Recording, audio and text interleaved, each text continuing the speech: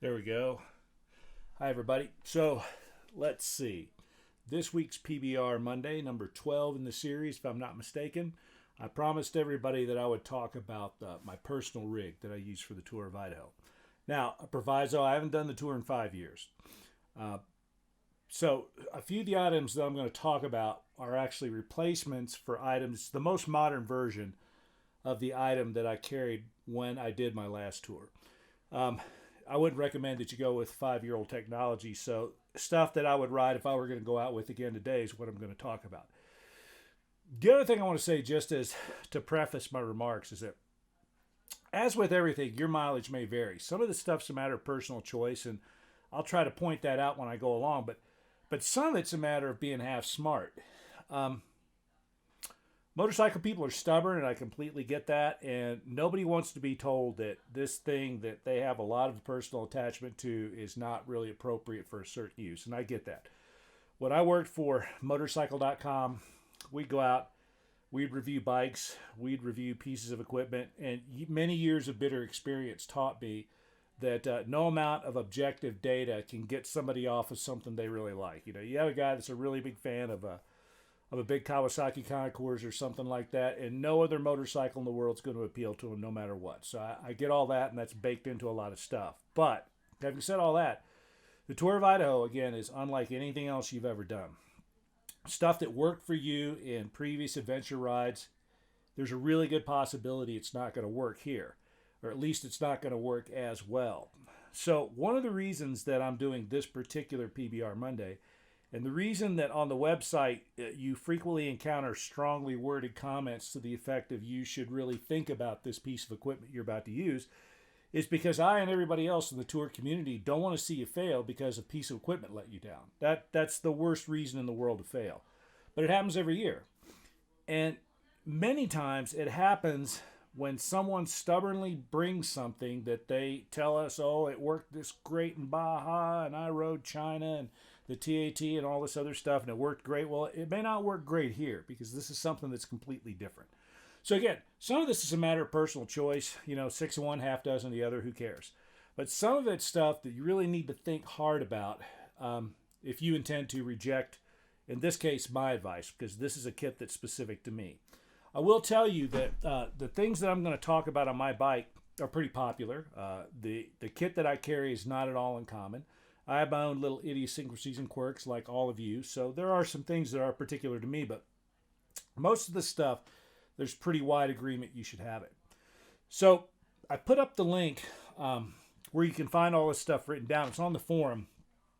And if you go on the forum, under a topic called the Touricals, there's a thread where the Touricals are able to post their own personal kit. So far, I'm the only person that's done it. I think Carrie Barton has tried to do this, but she did it in the wrong place. But anyway, there's a list out there, and I hope other tour vets will eventually get in and adopt the same format and talk about what they brought, why they brought, and then what worked and what didn't. This is my final list that I came up with after having done the tour many times, both as a soloist, a member of a team of two, and a member of a team of three, most frequently as a soloist. So when I went through this list, this was something that I didn't just throw darts at a wall and come up with.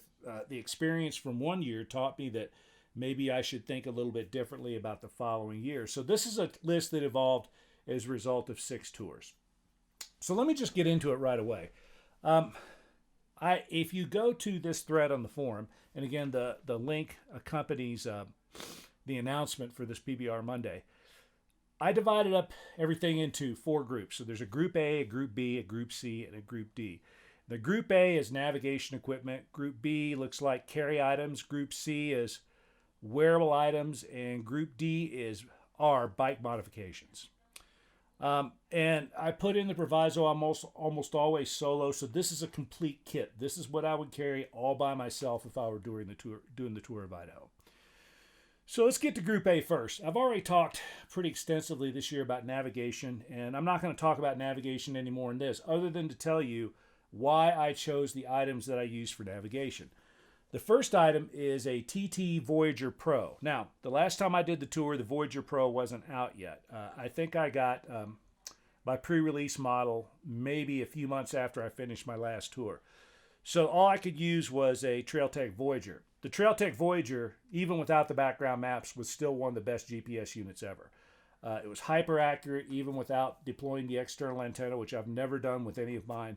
It worked great. It's got reams of useful bike information. The unit itself is really, really beefy. Now, the mounts, unless you get the billet mount, you're going to break some mounts. But if you get the billet mount, get the cradle the thing goes in, it's a pretty indestructible bit of hardware. The other thing I really like about it is they spent a lot of time getting this screen set up so you could easily read it in any light. You can read it from any angle. I like to stand up a lot when I ride, and when I look down, I can always see what's going on the Voyager Pro. Not so much with anything else on the dashboard, but with that Voyager or Voyager Pro, you can always read it. 2 in the morning, 3 in the afternoon with the sun blazing right over your shoulder, you can always read the thing. By the way, I usually keep that one zoomed way out just because I can always read it. So I always am I kind of want that mega view sometimes when I'm standing up.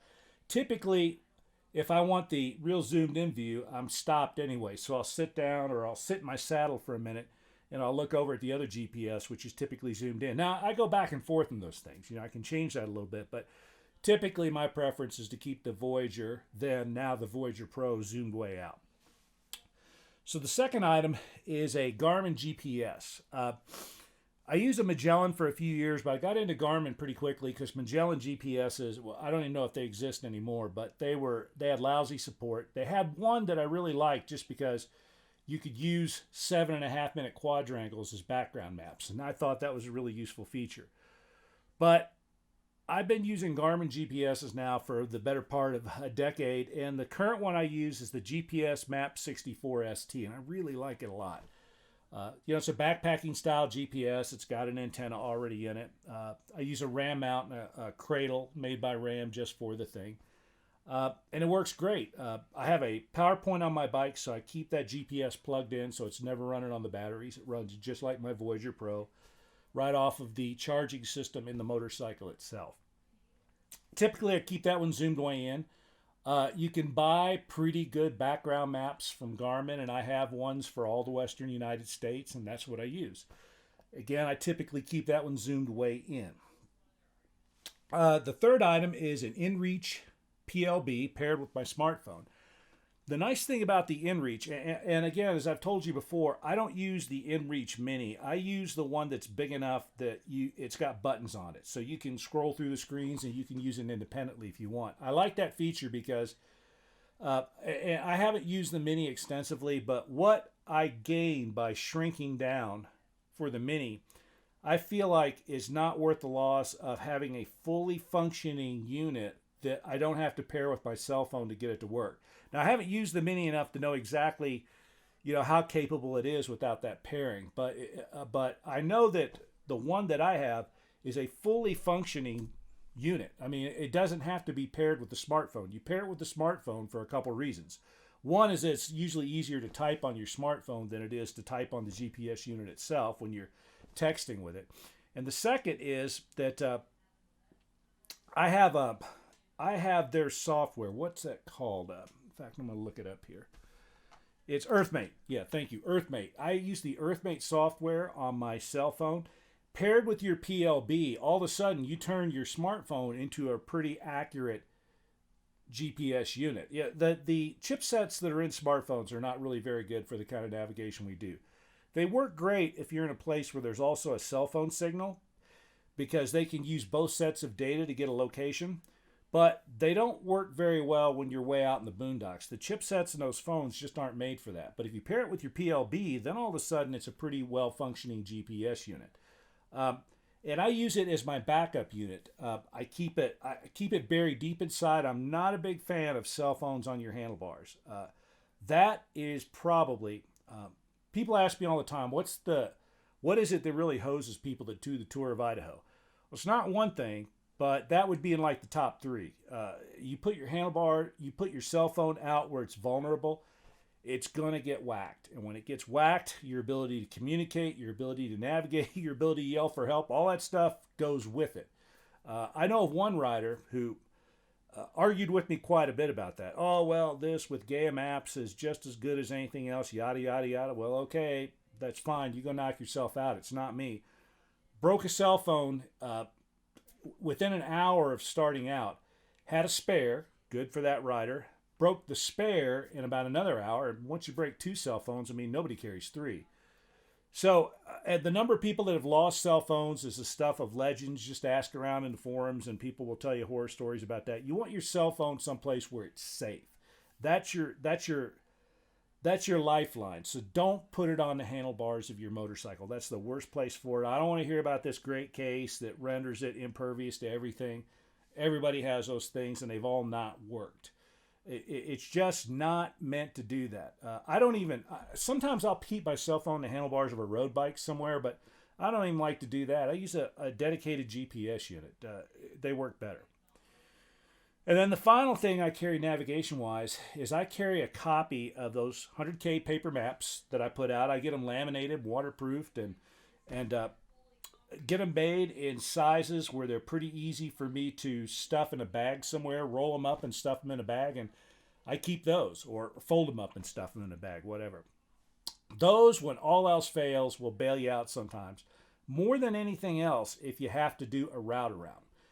You'll probably have all that information in your Voyager Pro, your handheld GPS, whatever it is. If you're using your cell phone as a backup and link it with your PLB, you can download all kinds of map sets. I have all of Idaho in my cell phone at 7.5 minute resolution. Not all of it, but all of it that's anywhere close to the Tour of Idaho. But the problem with that is you're looking at a small screen when you're doing any of that stuff. The thing about those 100K maps that's nice is it's a bigger view. It's a macro view. So when you get lost or if there's a fire or something you have to do a route around, those 100K maps turn out being really invaluable.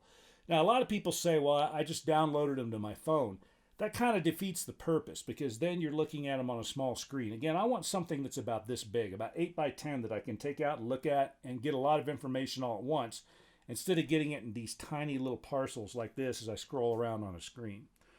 Now, that last item, of course, is completely personal preference. But everybody should carry at least 2 independent ways of navigating in addition to your PLB. Just because navigation is incredibly important and also the ability to track yourself is incredibly important. Not only am I navigating with all 3 of those GPS units, I am also tracking with all 3 of those GPS units so I don't lose any data. So that's my nav setup. The next thing, Group B, is carry items. Now, those of you who know me know that I'm a big fan for thinking about the physics of how the motorcycle works a little bit. And the reason for that is that certain things, the way they feel is really important. But a lot of times that's perception. And the one thing I know about me personally and motorcycles is the more weight you have up high that's rigidly attached to the motorcycle, the more cumbersome that motorcycle is going to feel. Jimmy Lewis talks a lot about this in his classes. In fact, I was watching Taco Tuesday a couple weeks ago, and he was talking about the weight of beginner bikes and why weight isn't a bad thing on beginner bikes. A lot of weight, especially weight way up high, actually makes a motorcycle feel a lot more stable because it resists the roll moment of inertia about an axis that goes through the front and the rear wheels. The more weight you have, and especially the more weight you have up high, the harder it is kind of to tip the bike over once it's up. But the flip side of that is lifting the thing up off the ground is really hard. And if you are in conditions where you're really moving the bike side to side a lot, which you are in trail riding, the way motorcycles turn is they have to lean. Even a dirt bike has to lean at least a little bit in order to turn at any kind of speed anyway. When you're pushing it, you don't have to do that. But most trail speeds, motorcycles have to lean to turn. That's why the tires have a U-shaped profile on them. So when you're riding out a trail, if you've got a lot of weight attached to the motorcycle, especially way up high, gravity does some of the work in tipping the bike over as you turn it, but you have to supply all of the work to right the bike with muscular effort. And over the course of a day or over the course of 10 days, that's going to wear your ass out. And it's something that you might not notice in just a few hours, but you're definitely going to notice if you ride all day for several days with a lot of stuff tied to your bike. After a while, you'll really begin to feel that weight, and it wears you out. See, you got to carry a certain amount of stuff. What can you do? Well, if you're me, I detach as much of that stuff as I can from the motorcycle and I carry it on me. So I carry stuff in my giant loop Mojave bags, and I choose the Mojaves very deliberately because I can't put too much stuff in them. They have kind of a limited size, and it is what it is. I have a first aid kit on my front fender. I have Mojaves full of stuff, but typically the stuff in the Mojaves is stuff that's bulky but not particularly heavy. The only thing in those Mojaves that has any weight to it is a rescue kit. I have a place in in the left side Mojave bag for that. But almost everything else goes on my back. And I wear a Climb Arsenal vest, and then I wear a Climb crew pack over the top of that. Climb is trying to figure out a way right now to actually combine those two things in a sort of a vest that has an expandable backpack on the back that would work great for people like us. There's not a lot of market for it, but they're looking at something like that. You need more capacity than the Arsenal if you carry as much stuff as I do, and it turns out that a crew pack fits right over the back of the Arsenal. It works great. The only thing is you have to take the bladder out of the Arsenal and you have to put it in the crew pack. That's where it needs to go. So I put all my tools, I put everything in my backpack. I'm an old mountaineer. I'm used to carrying a heavy pack. It doesn't bother me in the least bit. But here's the one thing I do know about that. If you're going to do that, you need to pay a lot of attention to the fit of the pack. You can't be having a strap that's bugging you because it'll bug you the whole time. That's attention that you have to pay to it. You'll waste energy. No bueno. So if you're gonna carry stuff in your backpack, make sure that pack fits right. Make sure that you're really comfortable with the way it works. It's easy to get on and off. I like the crew pack for that, but you may find something that you like a little bit better. That's going to be a real personal item because it depends on how you're built, how you like to carry the weight, things like that. But anything that's very heavy, I carry on my body. It goes in that Arsenal. It goes in my pockets. It goes in that crew pack. It's on me somewhere.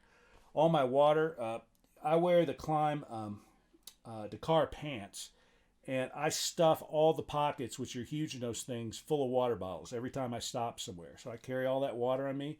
Fuel goes on the bike because that's a safety issue. I don't want to tie fuel to me. But I like to keep weight on me more than I like to keep it on the bike because when you stand up, that bike can move independent of all that weight. So the weight that's on your back does not become part of the roll moment of inertia of the motorcycle itself. Now, that's something that really winds people up. There was a guy that sent me a 1,500-word retort to that once. And I don't know where he got his advanced degrees in physics, but it sounded like kindergarten. But that for some reason that statement fires a lot of people up.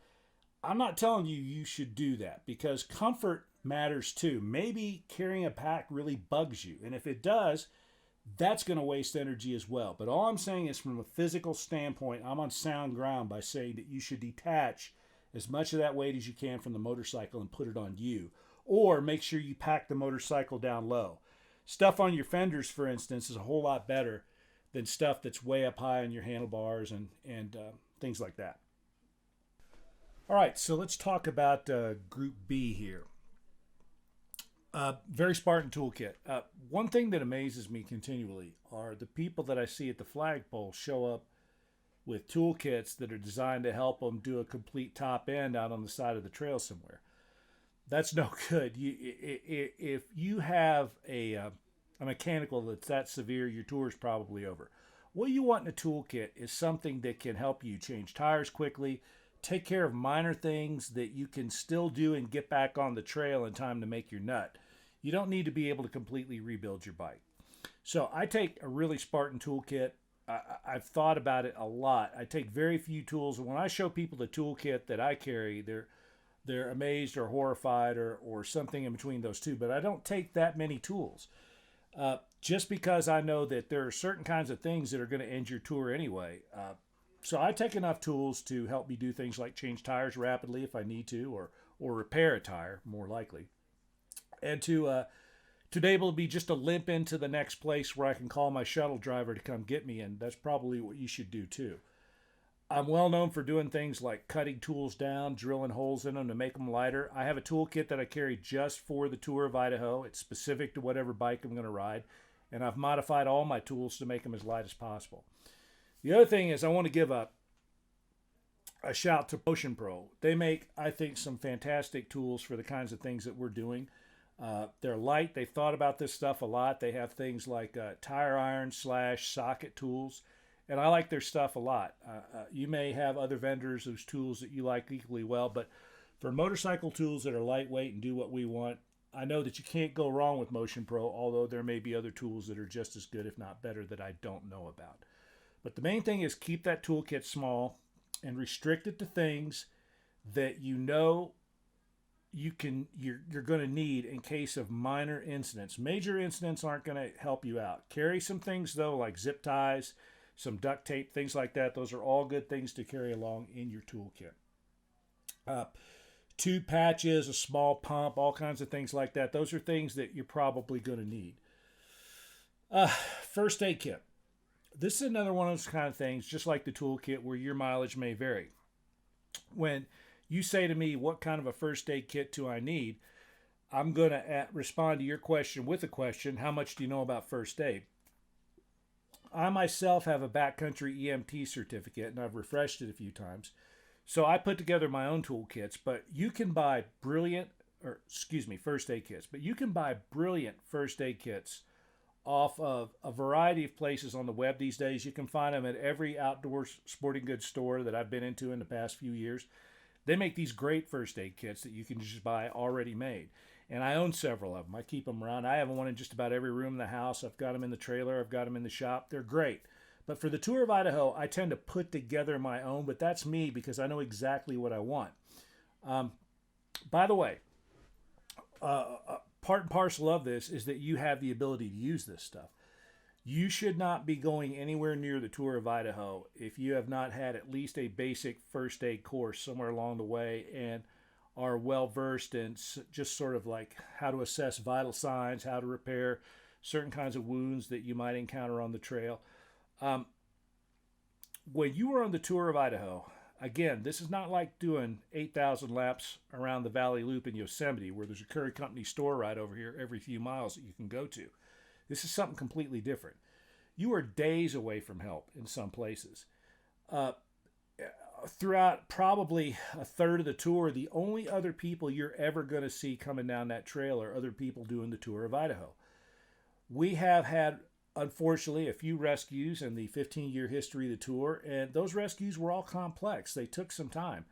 Look, the people that are going to be coming to look for you, unless it's me or somebody, a friend of mine, somebody I dispatched, they're probably not going to be in a motorcycle anyway, because most people that are involved in search and rescue don't ride motorcycles well enough to get back to some of these places. So they're going to be coming on horseback, or they're going to be coming looking for you in an ATV and then on foot. That all takes a while. So some knowledge of first aid is absolutely essential, and I cannot recommend highly enough that you invest in yourself. In addition to buying a first aid kit, invest in some knowledge. Make sure you take a basic first aid course, which you can do online. If you have the time and the resources, take an advanced course. Take the outdoor emergency medical technician course that I took. It's got just about everything in it that real EMTs do except delivering babies. All of that stuff is an investment in you that will help you for the tour, will help you for all kinds of outdoor activities. On a related matter, probably it's going to be a helicopter coming to get you if you're seriously hurt anywhere along the tour. And I cannot possibly emphasize enough how important it is for you to have helicopter insurance, because that ride's going to cost you between $20,000 and $40,000 if you don't. I have redundant insurance. I subscribe to the Garmin Complete Anywhere in the World medical evac plan, which costs, I think, $250, $300 a year, something like that. To me, that's money well spent.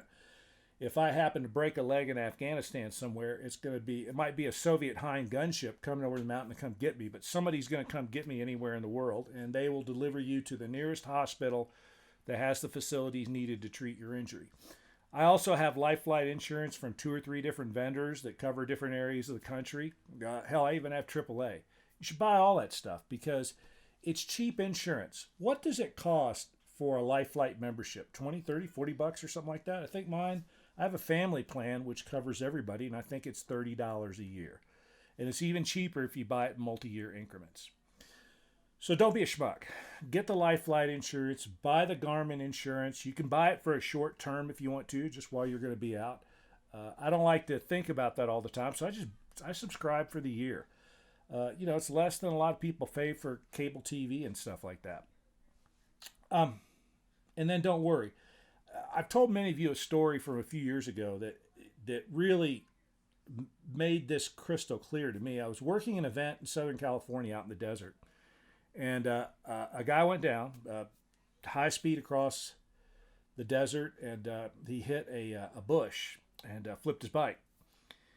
And I was the only person there that had any medical training, and so I assessed him, and it was obvious to me that he had broken ribs and probably had at least one collapsed lung. Looked like he had spinal injuries. And it was all I could do to keep people from trying to do things like give him water and feed him a candy bar and stuff like that. So there's a bunch of people there that are trying to help. And so I'm trying to keep them off, and I'm trying to talk to this guy. And finally, I just said, you know what? The only way out of here for you is a helicopter. And it was a race event, so I had a race radio. And so I called for the helicopter, called the central headquarters, and said, we need a helicopter out here. And this guy, in as much pain as he was in, started moaning and begging me not to call the helicopter because he didn't have insurance. He said, I can't afford it. I just don't have the money to ride the helicopter out. And I said, I hate to be the bearer of bad news, but it's either the helicopter or the funeral home because you're in pretty bad shape here, and I don't think we're going to get you out. Now, I don't know whether we could have or not. It'd hurt like hell. But you don't want to be in that position. You don't want to be in the position of having to decide, how much your life is worth. And this insurance is really cheap. So buy the insurance and don't make you or your family or your friends or me worry about you. Get the insurance. All right. Giant loop fuel bags. You need 2 of them, 1 gallon capacity each. Don't get a bigger one. Get 2 smaller ones so you can distribute that weight in your motorcycle.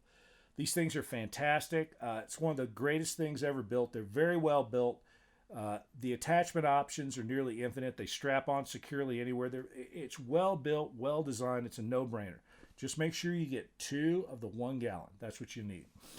I did the tour one year with a 7-gallon tank, a Baja tank, on a Honda 450X, and I would never do that again. I would rather use a 4 or 5 gallon tank and just carry the auxiliary fuel bags and use them when necessary. There's even a couple places like leaving North Fork and leaving Elk City or Lowell where if I can, I'll even buy like a little 2.5 gallon can, fill it up. When you're leaving both those places, you're spending a lot of time going down dirt roads in the beginning anyway. Get rid of that gas as quickly as possible. And then just leave the can on a picnic table in the campground somewhere. That's not litter. Somebody's going to consider that desirable trail swag.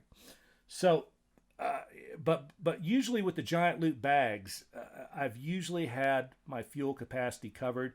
All of my tour bikes have somewhere between a 4 and 5 gallon capacity in the tank. So when you put those 2 extra gallon bags on there, you're talking about nearly 7 gallons anyway. For the way we have the tour configured now, unless something goes bad and you lose some of it, you're probably going to be just fine. Cascade Rescue Bike Recovery Kit. I talked about this in a video a couple weeks ago. There's a reason we recommend this kit. It was purposefully built with the Tour of Idaho in mind. We spent a year putting this thing together. The fellow I worked with, Dana Jordan at Cascade Rescue, knows more about this than anybody. It's the finest materials we could find because we wanted the thing to work when you need it. You're tired. You may be a little bit scared. Your bike's way down off a side hill. You're going, oh shit, what happens now? I want this damn thing to work for you. So we put together a kit. The deluxe kit's the one you want. That will absolutely work. It'll do anything you need. It's a buy once, cry once kind of thing. Yeah, it's a little bit spendy, but you're going to know where the money went if you ever have to use it. I used a kit that I built myself. I've used some of these smaller things that I bought off of eBay and Amazon and stuff like that, and they just flat out don't work as well.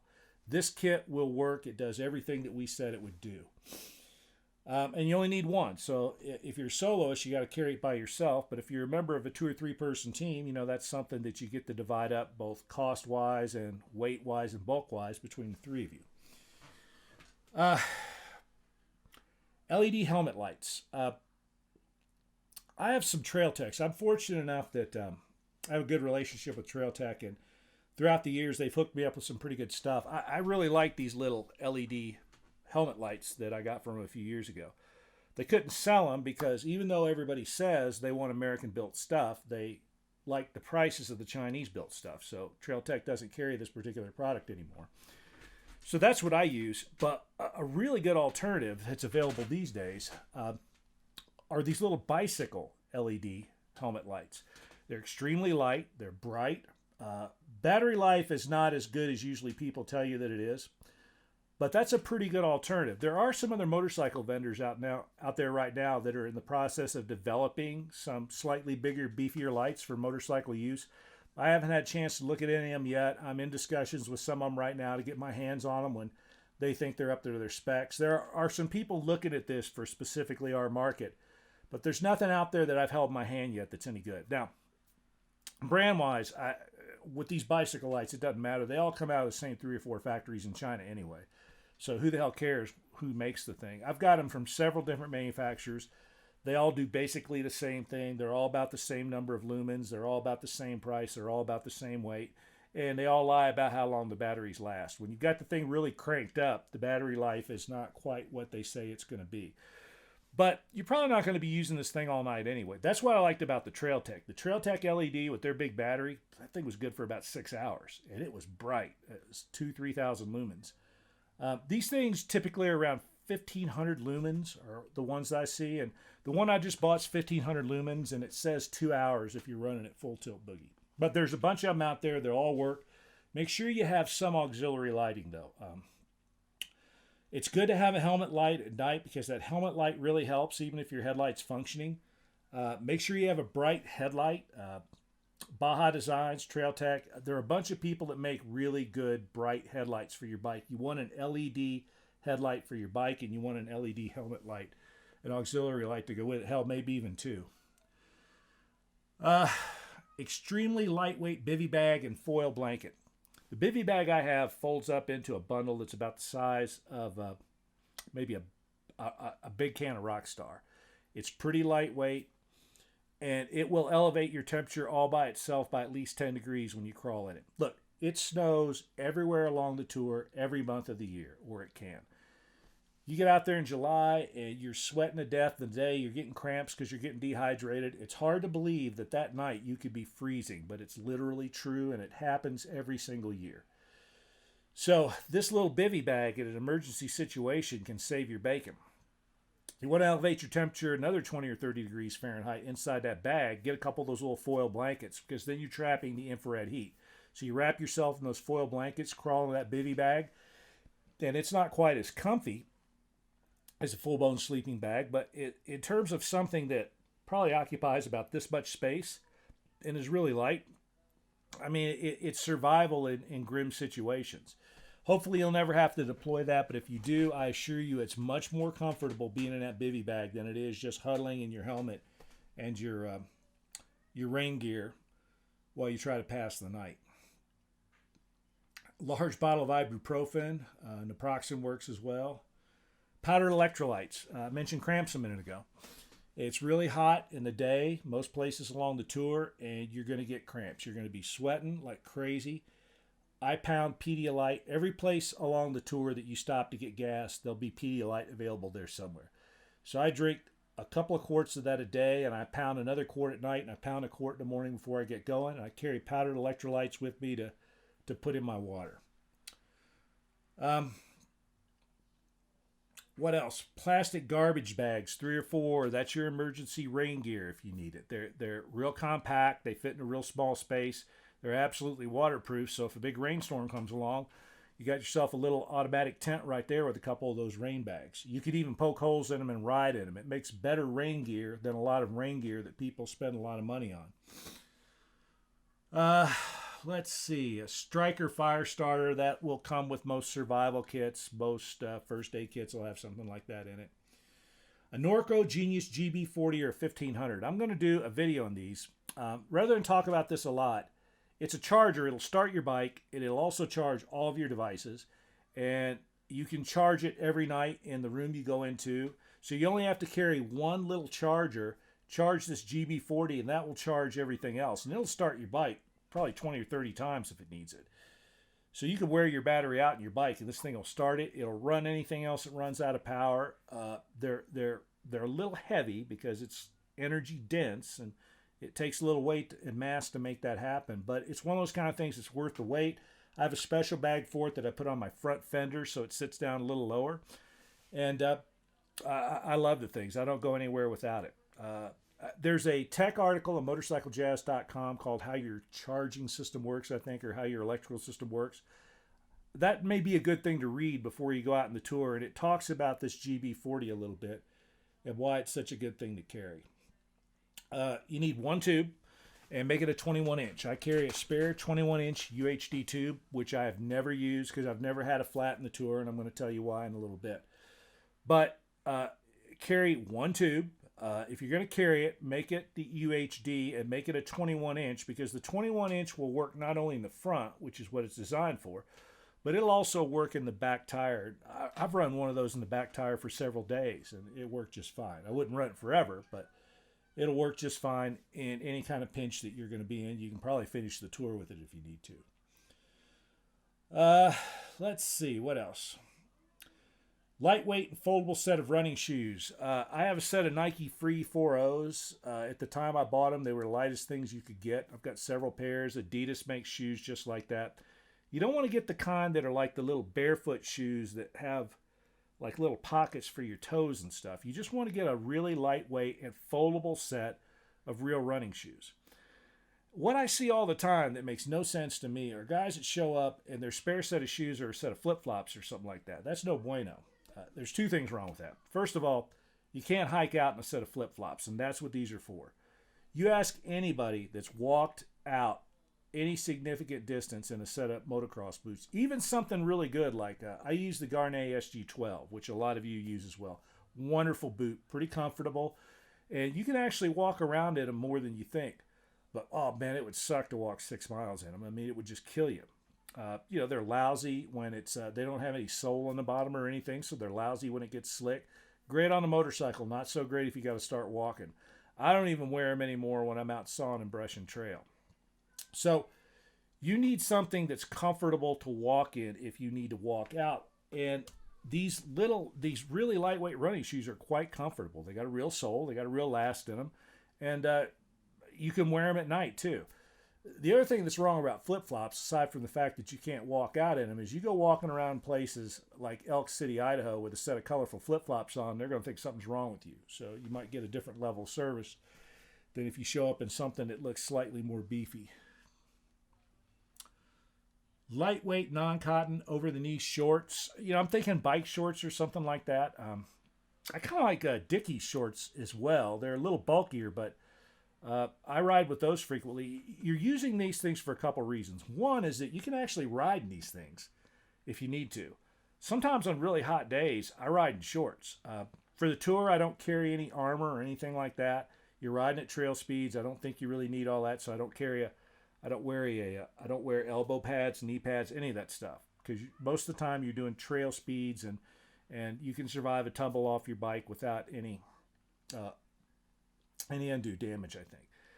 And I'll occasionally ride in a set of shorts on a really hot day if I need to. I've even done a Tour of Idaho. I used to have these pants that the legs zipped off, and I rode probably half the tour with the legs zipped off in shorts. And I'm telling you what, you got to watch your legs a little bit, but it sure was a lot cooler. So something like that's an option, but mostly you're using these shorts for warmth in case it gets cold. You're out at night, and it's something that helps. It's an underlayer that keeps your core a little bit warmer. Same with the next thing I'm going to talk about. Lightweight, non-cotton, long-sleeve spare tee. Climb makes a bunch of them. Under Armour, Nike, they all make something like this. And it's just a t-shirt that you can put on, a form-fitting t-shirt that'll, again, elevate your core temperature in case it gets cold. You could also ride in it if you needed to during the day if everything else was too hot. Socks, your feet are going to get wet a lot. I carry one spare set of Climb socks, and I wash both sets at night, but I've always got a pair on my foot, and I've got a dry pair in case I need to, because trench foot's no bueno. Bear spray. The big containers are what you want, like this right here. This is an inert container, and I'm going to do a video here in another week or so about how to use this stuff. Make sure also you've practiced that. Get an inert can like this. They're 20 or 30 bucks, which is a little less than the regular stuff. It's a little cheaper anyway. And practice with it. See how it works. Watch some people on YouTube that know what they're doing deploy that stuff. You have to practice with it. It's got to be in a place where it's accessible. You've got to disarm some of the safety features that they have when you're riding in bear country. Not all of them, but a lot of them. Because when you see that bear, it's likely to be very close. And you're going to be in a little bit of a panic anyway. So it's got to be something that comes kind of automatically to you and that you can do pretty quickly. If you got to sit down and read the directions, you're going to be firing the bear spray from inside the bear's belly. So practice with this and make sure you know what you're doing with it. What else here? Benadryl. I carry Benadryl because I have some seasonal allergies, but also it really helps you sleep at night, which, as tired as you are on some days after riding, a couple hundred miles, a lot of it technically, you would think you'd be tired enough to sleep anywhere. It ain't necessarily so. Sometimes I have trouble sleeping at night in the Tour. Part of it's because maybe cramps, but you can solve that with electrolytes. But the other part of it's your mind's racing. You're thinking about the next day. As tired as you're going to be, this thing's kind of fun too. And if you're with other people, you're going to be talking about it. And so that Benadryl will put you right out. And it'll enable you to get a good night's sleep so you can get up early the next morning, get back on that motorcycle and go. Again, your mileage may vary. That's kind of one of those personal preference items. I carry a 3-liter bladder in my Climb crew pack. I don't carry the bladder in my Arsenal vest because I wear the crew pack over the Arsenal vest. So what I do is I take my bladder every night and I either freeze it or I get up early in the morning and fill it full of ice. So it's ice cold, because if you're ingesting a lot of really cold water into your system, that'll actually cool your core temperature a little bit. It's just basic thermodynamics. So if you're drinking that icy cold water, it'll actually help keep you cool a little bit. Better than drinking warm water. It also quenches thirst, I think, a little bit better. If you freeze it solid, it'll last most of the day. Every place I pull in, I stuff my pockets full of drinks. Every time I pull in for a fuel stop or something like that. Climb to car pants have generously sized pockets, and I can get 6 bottles of Gatorade or Pedialyte or just water into those pants.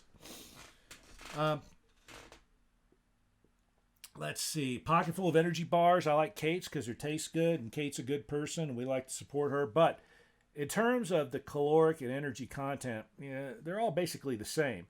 Kate's bars are certainly better nutrition, but you're not worried about eating healthy for 10 days anyway. You're worried about having enough energy to get from point A to point B. I used to point out to students in my sophomore physics classes that a Hershey bar has the same caloric content as a stick of dynamite. The difference is chemically how fast you can release that energy. The foods that most of us eat are really energy dense, which is why keeping your weight reasonable, staying fit and trim is kind of hard, because we eat calorically dense diets, calorically rich diets. And almost any candy bar, granola mix, trail mix, stuff like that, it'll do the trick. A lot of people, again, this is personal preference, because a lot of this is how you feel after you eat the food. I don't like to eat too many sweets because I can actually feel a little bit of a sugar buzz, so I tend to eat a little bit more jerky and nuts and things like that. But all that stuff is packed with calories. Eat regularly. Make sure you stop and force yourself to eat lunch every day. Eat and drink regularly. That's the main thing. And always carry a pocket full of those energy bars, Kate's bars, whatever you're using, as reserve in case you have to spend the night out. Then that's going to become really important. Climb Arsenal vest. I wear this underneath a crew pack. I keep the crew pack on the back. And the reason for that, once again, is that I want to keep weight on the bike as low as possible. I'm an old mountaineer, and carrying heavy packs doesn't bother me in the least bit, especially if it's something that's well designed like the Climb Crew. You can put a lot of weight in there and it's going to feel just fine. So that's me. That's personal preference. You may feel differently, but I prefer to keep stuff detached. That's why I wear a Climb Crew, which gives me some additional carrying capacity over top of that Arsenal vest. Giant Loop Mojave bags. Talked about these a little before. The Mojaves are perfect because they're just the right size. They're big enough to get the things in that I want to put there. And again, these tend to be low weight, high volume items, because I want to keep things that are heavy on me so that I don't affect that roll moment of inertia in the motorcycle.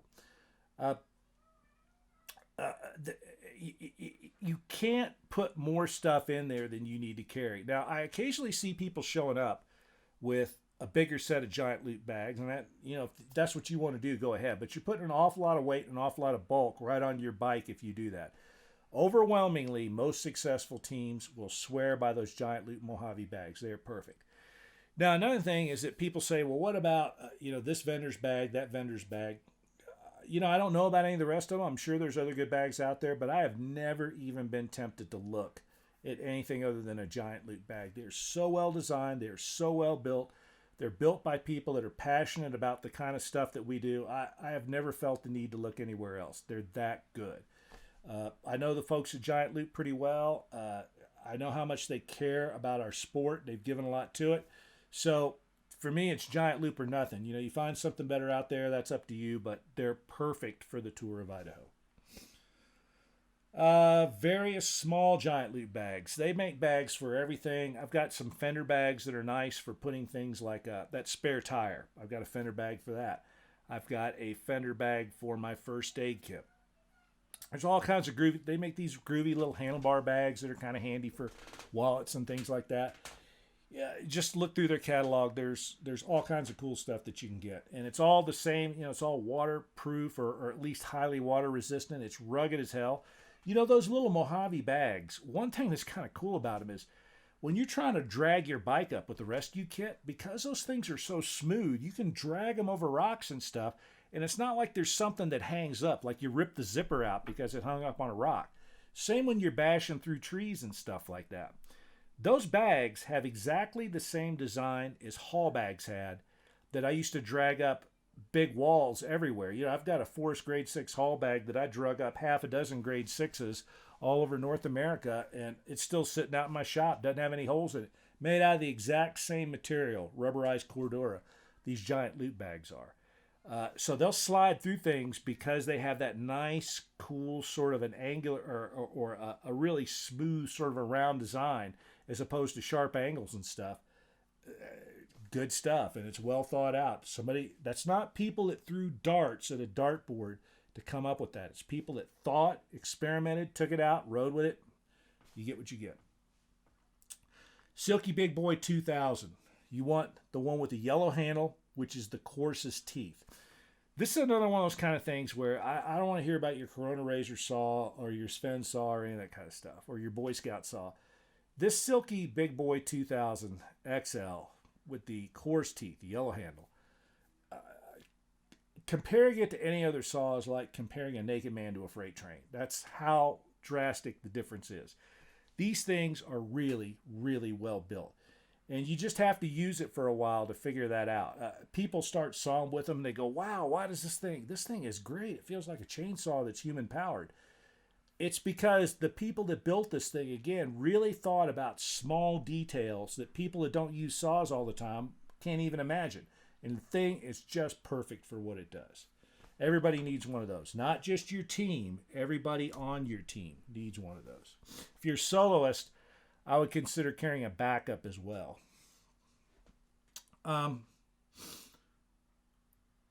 Let's see, what else? Oh, last thing on this list on the Group B are tugger straps. Again, tuggers are another one of these kind of things. There's some imitators, but why buy the imitations? Buy the original stuff. Those guys are members of our tour community here. They've been out in the tour a couple times. It's another one of these products where I'm not tempted to ever look for anything else just because it's such a good product, and it's made right here in our backyard. So please patronize those guys. Put a couple of those in your bike. They work exceptionally well as attachment points for the rescue kit, and you're going to end up dragging your bike out of the weeds and the bushes and off little side hill get-offs all the time. Instead of tuggers, it's just going to make that a lot easier for you. So that's the Group B list. C and D, we should be able to get through pretty quickly here. So I wear a Climb F5 helmet. I wore an F4 the last time I did the tour. I've seen the discussion on the Facebook page and on some of the forum about people that have bought the F5. They're pretty happy with it. That makes me feel good. As many of you know, I worked with Climb on the F5. I built a wind tunnel and did a lot of the ventilation testing for them. We talked a lot about radiant heat, convective heat, and ways to shed it, and all of the testing I have done, that helmet is one of the coolest helmets on the market. It's also one of the lightest. And it's definitely the coolest and the lightest that you can buy for around $500. There's some helmets that do all that stuff a little bit better, but you're talking about a helmet that's over $1,000. So they really did a lot for the money that you're going to spend on a helmet. It's a wonderful helmet. And they're starting the regular F5 you can get in good colors. The F5 Corduroy, unfortunately, right now is available mostly in dark colors, but next year they're going to start making that in some lighter colors as well. I wear the Climb Dakar Pro jersey and the over-the-boot pant. The over-the-boot pant's a little bit warmer when it needs to be. The Dakars, the Dakars vent nearly as well as the Mojaves. So a lot of people say, well, I'm going to wear the Mojaves. You know, I'm not really worried about being cold. You should worry about being cold. And here's the nice thing about the Dakar. By the way, all the climb guys would wear the Dakars. They'll tell you that flat out. Nobody would go on the Tour of Idaho in a set of Mojaves. Because the Dakars are probably they vent about 80 to 90% as well as the Mojaves do, but they are 100% better when it gets cold because you can zip them all up. You can close the vents. It's a bigger, beefier pant. Get the over-the-boot version, and you can stay a lot warmer if you have to have an emergency bivouac. They're wonderful pants. And the jerseys, well, again, make sure you get these things in the lightest colors that you can. Black's no good. Don't show up here looking like a ninja. Climb Adventure gloves. Again, that's a real personal thing. Gloves are the kind of things that, everybody's got their favorite. And I understand that. Your hands are, tactile sensation is an important sensation, and everybody views that a little bit differently. I like the Adventure gloves because they're incredibly well built. They last, and get them in the gray, and they're fairly cool.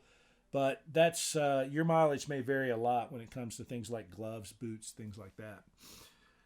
I wear, as I said before, the Garnet SG12 boots. I think that's the most comfortable motocross boot there is that's as stiff as it is. But, my thinking is evolving in that. I don't wear those anymore when I go out to saw and do trail work because they're just not comfortable enough. I think a lot of these dual sport boots that have like sole on the bottom and stuff might work okay. The only thing I don't like about any of those is that I haven't seen one yet that's got the protection of a motocross boot. You'd almost be better off buying a set of loggy boots and doing a little bit of work on the soles because you can get those with steel shanks and steel toes and stuff like that. I've broken toes. I've broken 3 toes on the Tour of Idaho. Your feet are going to take a terrible beating on the tour. So going out there in a set of boots that are not pretty stout and pretty heavy, that's going to cause you some trouble. Also, the amount of time you spend standing on your pegs, it really needs, that shank needs to have some heft to it, or that's just going to kill the arches of your feet. So I like the Garnet SG12s. A lot of guys like them. It depends on how much they fit your foot. And they're way spendy too. You're talking about $5 and up for a set of those. Climb Stowaway jacket is nearly the ideal jacket for the Tour of Idaho because it doesn't have a lot of bulk. It's a very good rain/snow jacket for the kind of rain and snow you're going to run into. And that's all I carry. I wear those. I wear it over top of everything else. I'll tell you right now that if I get up in the morning, every place along the tour, you're going to have access to a weather report. If it looks like you are riding into a deluge of biblical proportions that day, or if it looks like, some huge snowstorm's coming, buy some of that cheap rain gear that you can see in every outdoor store in the country. Buy some of that cheap yellow stuff or the cheap blue stuff that's completely waterproof and just consider it disposable. Wear it for the day. Yeah, the stuff sucks because it's not well built, but you don't care about that because you're going to be wearing it for 1 or 2 days. That's perfectly legitimate to do. You save the weight of trying to carry a bunch of gear that may not do what you want it to do anyway. Gore-Tex doesn't work that well in the kind of riding you're going to be doing. Gore-Tex works okay. It works really well in the winter, but when it gets about freezing and you're in Gore-Tex and you're riding through, for instance, trees, and you're getting slapped by leaves on the elbows and stuff, after a while, that water will soak right through the pores in Gore-Tex fabric. You get it dirty, it'll wick water through. we discovered that in mountaineering. Everybody talked about Gore-Tex. It was when I was in the middle of my climbing career, Gore-Tex was a big new thing. And for winter mountaineering, it worked like a charm. But for spring, summer, and fall mountaineering, it kind of sucked because you get the stuff dirty. You're climbing up cracks and stuff like that. It gets dirty, or you press your elbow against a crack. All of a sudden, it becomes like a sieve. It's not waterproof anymore. So Gore-Tex has its limits. Some Gore-Tex garments are also built better than others, but it's all really expensive. And that $20 rain jacket that you can buy in a hardware store and Chalice will work just as well for that day, and you save the weight of carrying that stuff for the whole tour anyway. You can treat it as disposable. I always do that. I only buy rain gear along the way if I think I'm going to need it, aside from my stowaway. The stowaway is really good because it is decent rain gear, and it also keep you warm in an emergency. Moisture wicking t-shirt, moisture wicking shorts, Nike, Under Armour, Climb, they all make stuff like that. That's good sense. You want something that'll transport the heat away. You're going to have to hand wash that stuff every night, though, because it smells terrible. And I like the form-fitting stuff, too. I think it works a little bit better. Some years I've carried a lightweight vest just as an item to keep you warm.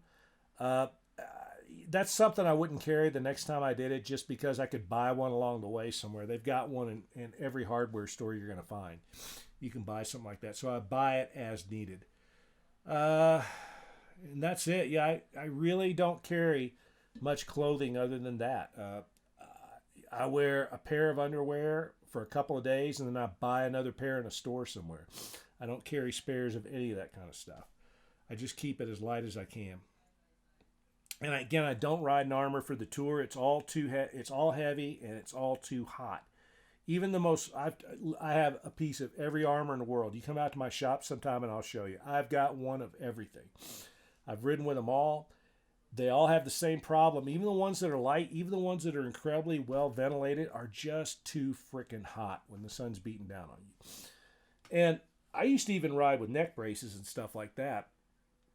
And I talked to Jimmy Lewis about it. I noticed he didn't have a lot of armor. I think he had some pads in his pants and stuff like that. And he said, yeah, you're riding trail speeds, and, just keep the speed down in the transfer sections and you'll be fine. Which he did, by the way, because I rode with him. And, when he hit a dirt road, he didn't do 80 going down the dirt road. He rode at a reasonable speed.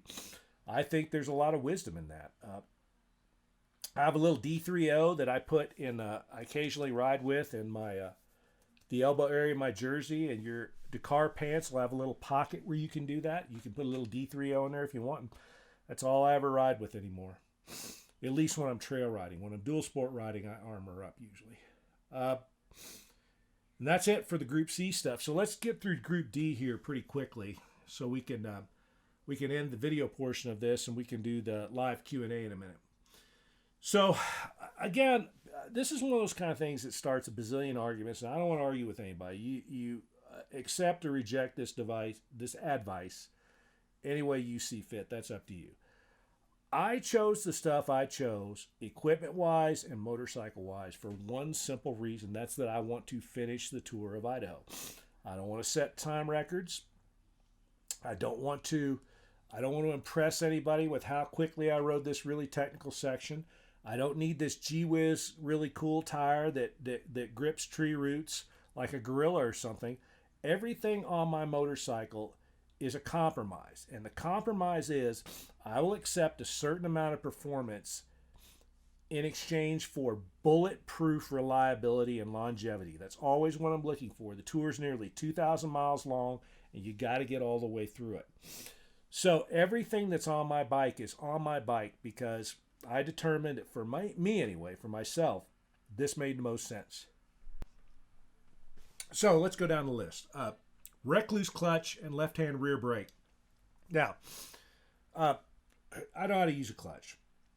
I've had years and years of racing experience. In road racing, I used to frag clutches all the time, as did everybody else. And I know how to use them.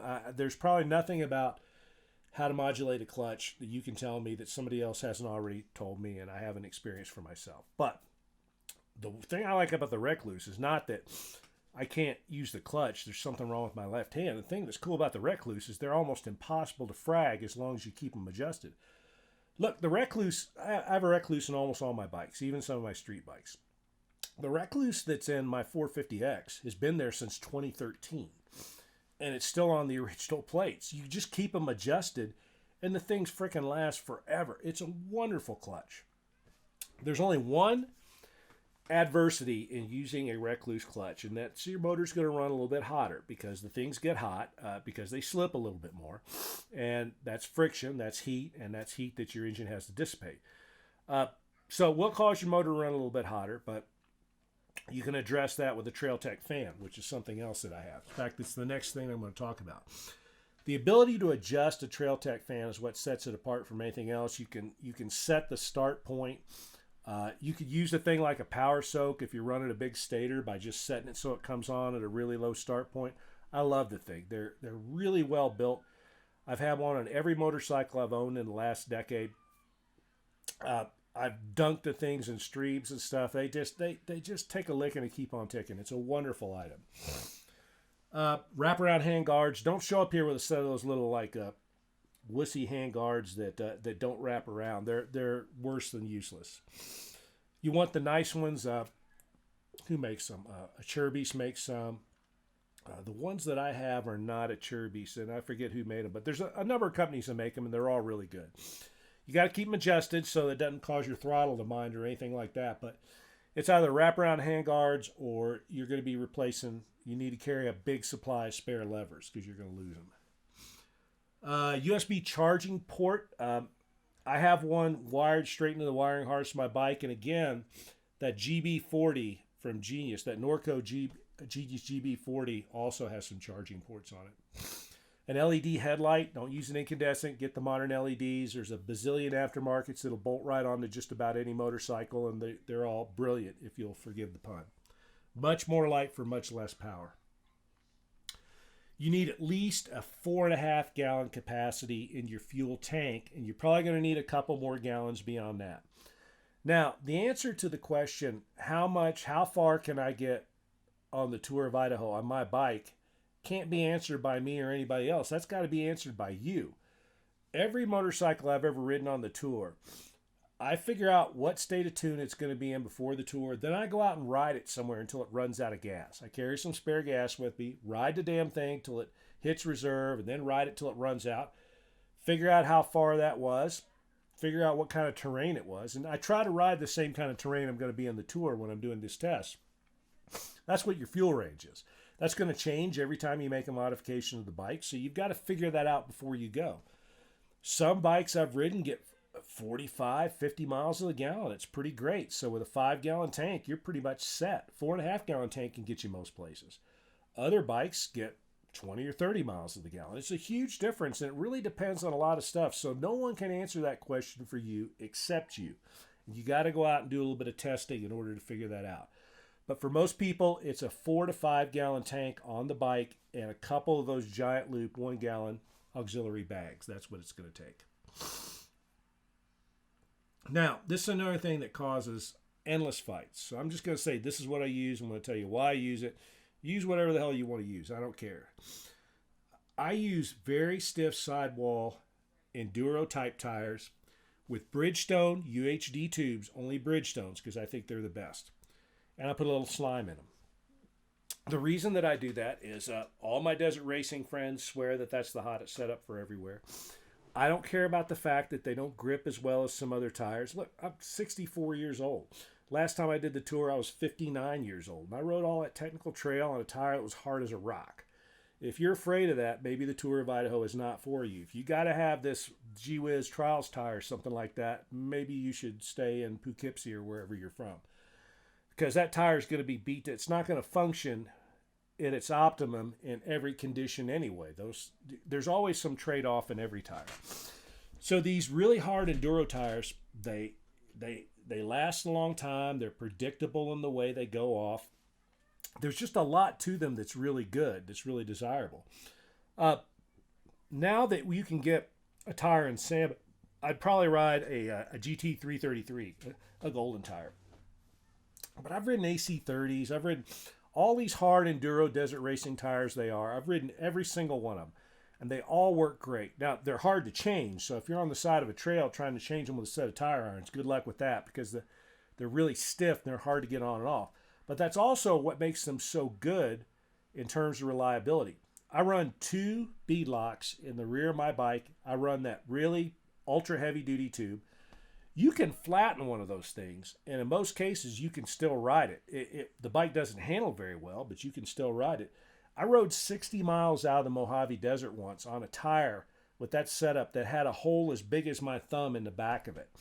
And the only hard part was the last 5 miles into town when I was on pavement, but as long as I was out in the rough, hell, in some places the bike handled better riding through some of that deep sand with almost a totally flat tire. So that is a really simple setup. I've never had a flat tire in the Tour. I had a flat tire associated with the Tour once, and that's when I was riding back from the end of the Tour. I used to have my shuttle driver, my wife, meet me in Wallace because it's less of a drive from Pocatello. So I'd just ride my motorcycle back to Wallace and meet her there. One time, as I was riding back into Wallace about 5 miles out of town, I picked up a nail, and so the tire was going flat as I was pushing it up onto the trail. It's the only flat I've ever had associated with a Tour. It's the only flat I ever had in any desert. I've never had a flat in desert racing. So I think you ride these things, you can air them down. I ride them all day long at about 10 PSI. Again, they're really, really stiff. And even a big, heavy guy like me, I weigh 230 pounds, I don't pinch flat those things with the ultra heavy duty tubes. A lot of that, though, is my riding style. I kind of ride with a soft touch. I don't ride really fast. You know, a lot of people have come to me who are good, skilled riders, and they have really good ideas about why they choose what they choose. So that's kind of up to you. But I'll tell you this, if you really don't know, you should give this really heavy carcass desert racing tire idea and ultra heavy duty tubes some thought.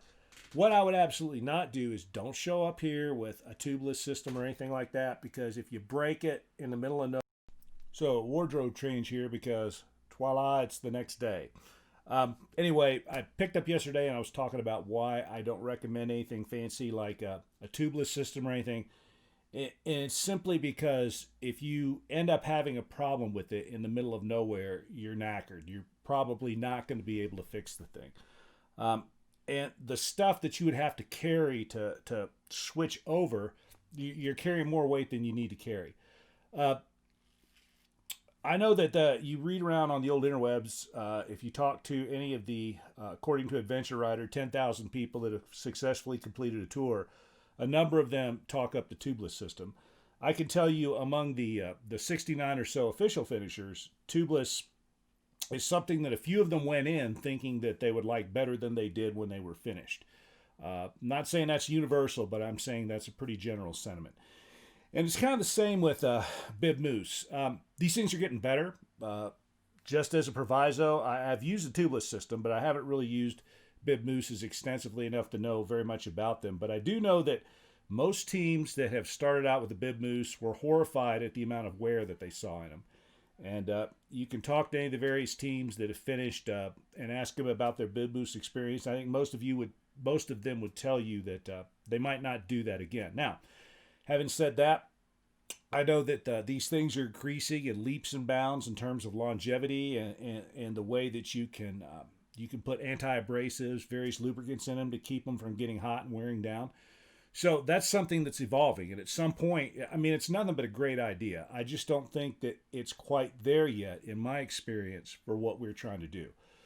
If I wanted to get the latest information on bib moose, I would go to dirtbiketest.com, because I know that Jimmy Lewis has spent a lot of time evaluating various setups, and he probably knows as much about it as anybody. And he's one of the few people who has extensive knowledge in this, who I would trust pretty completely. What they say at Dirt Bike Test is pretty generally the last word. So that's it. I use ultra heavy duty tubes. I use stiff carcass desert racing or enduro type tires, and I put a little bit of slime in them. And that ticket has worked for me successfully in every tour.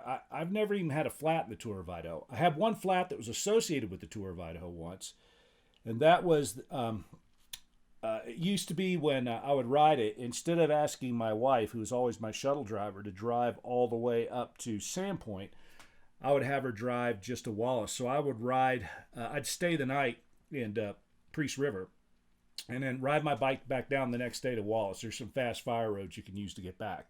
Meet her there. And one year, about a mile outside of Wallace, I picked up a nail on a paved road, and my rear tire was going flat as I wheeled it up on the trailer. But that's the only flat I've ever had associated with the Tour of Idaho. With two bead locks in my rear and a stiff desert racing type of tire, you're going to sacrifice some traction for sure. But I've ridden that setup 60 miles out of the Mojave Desert before with a hole in the rear that I could have stuck my pinky finger up into. It's really a pretty good setup, and I like it, again, because I'm very willing to sacrifice a certain amount of performance for bulletproof reliability. It's a simple system. It doesn't get any simpler than that. It's been around for years. People have had a chance to refine it. But if you feel differently, again, you ride what you want to ride. It doesn't matter to me. So we're getting pretty close to the end of the list. Seat concept seat. It's the only seat, aftermarket seat worth having. Lendon Smith and his crew over in Boise are wonderful people. With me, it's Seat Concepts or nothing else. It's just simply the best aftermarket seat there is. Double take mirrors, again, those are manufactured by a friend of the tour, Ned Cease. He's the principal in the company that makes double take. Ned, as many of you probably know, was the last American to do anything at Dakar before this year. He's a super good dude. He's a personal friend of mine. These mirrors are incredibly high tech. Again, you look at a mirror and you go, well, how much thought could possibly go into a mirror, right? Well, it turns out a lot. The optics in these things, the little things about the way they're made, they're just perfect. And the one you want is the really small mirror that uses a zip tie to attach to your handlebars somewhere. That's the hot ticket for the tour because it's super light, won't get stripped off by a tree limb or something. Carry a couple of them, put them in your pocket. It's barely legal. You know, in some places, it might not pass close scrutiny, but that's not going to be a problem here anywhere. The knobbies on your bike and the plastic tank might be a bigger problem for you than the tiny size of the mirror that's bolted onto your handlebar. So double take, that's the hot ticket for this. A Cherbys makes a pretty good mirror too, but the double take is way, way, way better. Safety wire or Loctite every single fastener. You just cannot imagine how much of a pounding your motorcycle is going to take on the Tour of Idaho, and stuff rattles out. I've lost handguards. I've lost a rear subframe. I've had every single fastener you could think of rattle out.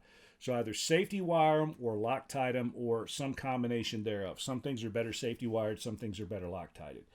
And, you're going to learn the color codes in Loctite pretty quick as you prep for the tour. Red's probably no bueno for a lot of stuff. Blue is. Let's see. We're getting close to the end. Filter skins.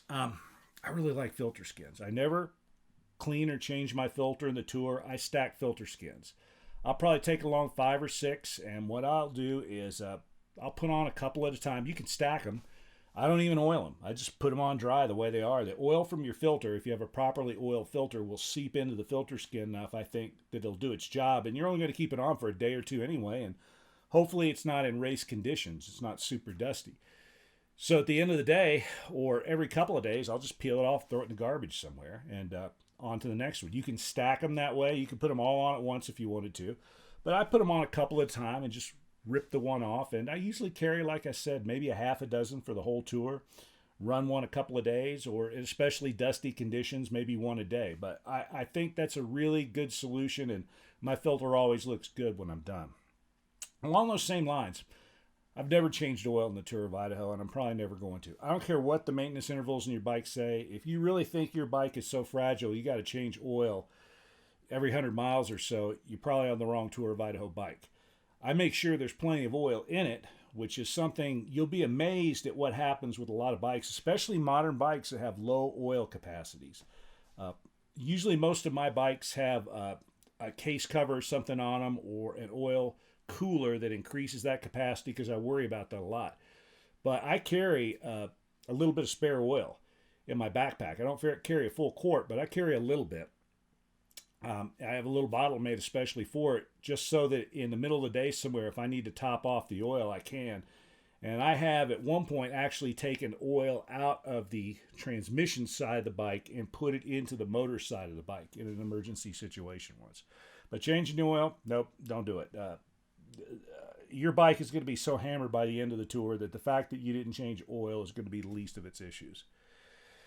Then the final thing is a steering damper. I have a Scott's and a GPR, and I have some even more exotic ones than some of my road bikes. I think those are good things. I think it's weight that's worth carrying. I remember years ago in mountaineering, there was a big debate about backpacks that had frames versus backpacks that did not. And a frame backpack is a little bit heavier, but it carries the weight so much better because it reduces your fatigue.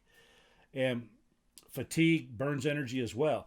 The steering damper is like that. You ride for several days and you got that damper cranked right down where it feels good to you. It's really going to reduce fatigue. So it's one of those things I think kind of carries the weight well. I'm sure I've forgotten some things, but that's all that's on the list that I had loaded up on the old interwebs here. Question and answer session to follow. You can ask anything you want. Just a couple of things I want to throw in here at the very end. I talked about this a little bit earlier, but again, I cannot possibly encourage you enough to keep your cell phone safe while you're out in the tour. Do not ride with it in the handlebars of your bike. That's the mother of all bad ideas. Another thing that's come up in the past couple of days is I am tremendously pleased that the number of people who are taking advantage of the opportunity to pre-ride day one. Again, if you live close, I encourage that. But there's one thing that needs to accompany that if you're going to talk about it. Make sure that you give all of the background and context of your day one journey the way that Charles Rhodes did. Charles Rhodes was excellent. He gave just the right amount of detail. He talked about the weather conditions, the time they started, the time they ended, how weather influenced what they did along the way, how they packed and all that stuff. That's useful context. I don't need to know how many times you got off and took a whiz or anything like that, and neither does anybody else. But just telling us your exact start time, how far you got, what the weather was like, whether or not you were carrying everything, those things usefully inform other people who cannot come here and do day one. But if you say, yeah, I did day one and it took about this long, and you're a little bit vague about what you carried, or you're a little bit vague about where and when you started and stopped, that's not useful information because it lacks the context that it takes for everyone else to evaluate it. Now, if you want to do that, that's fine. I don't care whether you ride day one or not. And if I were going to ride day one, personally, I would do what a team recently did. I'd kind of start at Bald Mountain and ride the lava, because that's going to tell you what you need to know right there. There's nothing wrong with doing it that way. And it's even a good idea in many cases. But you have to make sure that if you're going to publicize what you did, that you don't omit those details or are kind of vague about the details, because other people are depending upon you for that information. So I guess what I'm saying is do it any way you want. But if you're going to talk about it and you're going to put out what you did as this is what I did and it took this long and it was either hard or it wasn't, please be sure to include relevant details so that everyone else can evaluate what you did in the proper context. All right, that's it. Question and answer in just a few minutes. See ya.